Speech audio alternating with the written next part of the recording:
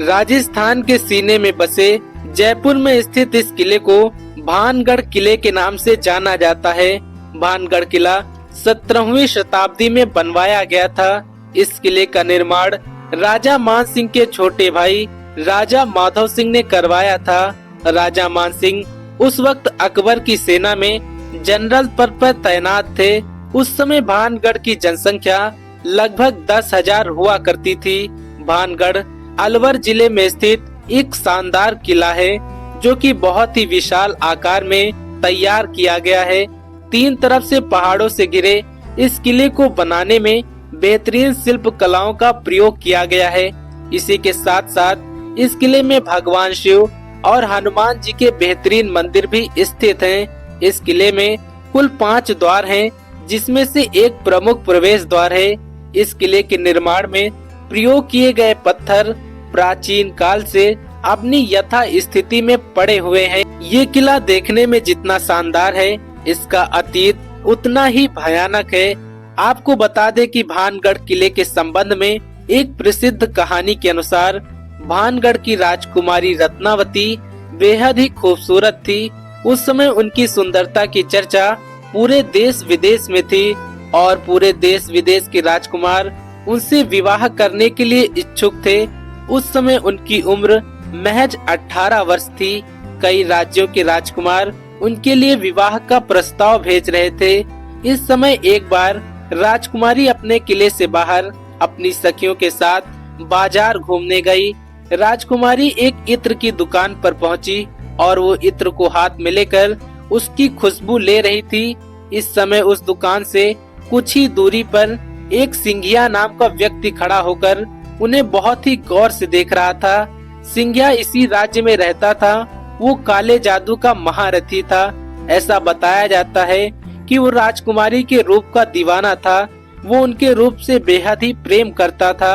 वो किसी भी तरह से राजकुमारी को हासिल करना चाहता था। इसीलिए उसने उस दुकान पर आकर इत्र की एक बोतल, जिसे राजकुमारी पसंद कर रही थी, उसने उस बोतल पर काला जादू कर दिया जो राजकुमारी के वशीकरण के लिए था। वो जादू ऐसा था कि जो भी उस इत्र को लगाएगा वो तांत्रिक के प्यार में सम्मोहित होकर तांत्रिक के पास खींचा चला आएगा। राजकुमारी को बोतल तो मिली, लेकिन वो बोतल एक बड़े पत्थर पर गिरकर टूट गई। अब वो पत्थर तांत्रिक के प्यार में सम्मोहित होकर उसकी ओर बढ़ा। तांत्रिक को लगा रानी रत्नावती आई है, तो उसने उसे सीधे अपनी छाती पर बैठने को कहा।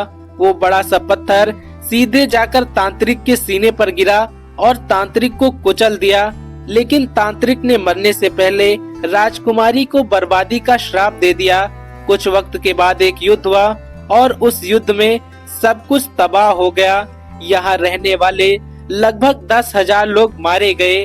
रानी रत्नावती भी तांत्रिक के श्राप से नहीं बच सकी। उनकी भी इस युद्ध में मौत हो गई। इतने बड़े किले में इतने सारे लोगों की मौत के बाद वह किला चीखों से गूंज उठा।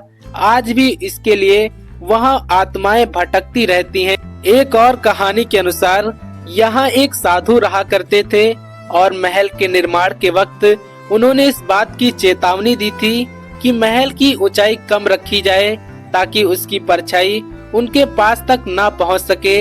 लेकिन महल बनाने वाले ने इस बात का जरा सा भी ध्यान नहीं रखा और अपनी मर्जी से उस महल को बनाकर तैयार कर दिया गया।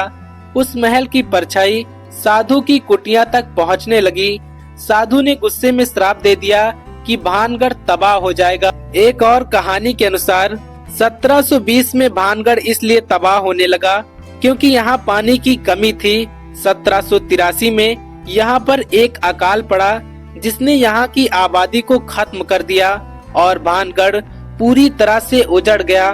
फिलहाल इसके लिए इसकी देखरेख भारत सरकार के द्वारा की जाती है।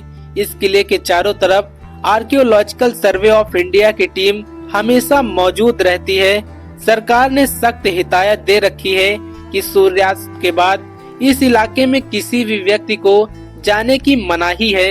इस किले में जो भी सूर्यास्त के बाद गया वो कभी वापस नहीं आया।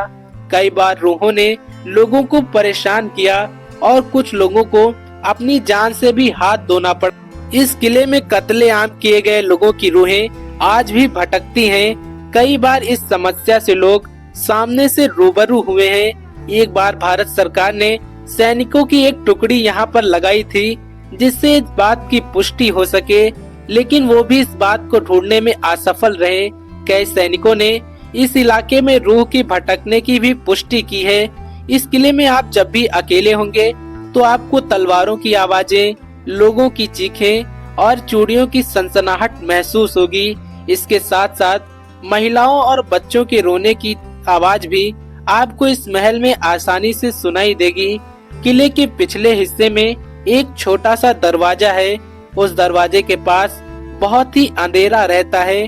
कई बार वहाँ एक विशिष्ट प्रकार की गंध को भी महसूस किया जाता है। तो दोस्तों, ये थी भानगढ़ किले की सच्चाई। आप इस कहानी के बारे में क्या सोचते हैं? कमेंट बॉक्स में हमें अपनी राय जरूर दें। कल फिर से मिलेंगे एक नई वीडियो के साथ। तब तक के लिए जय हिंद, जय भारत साथियों।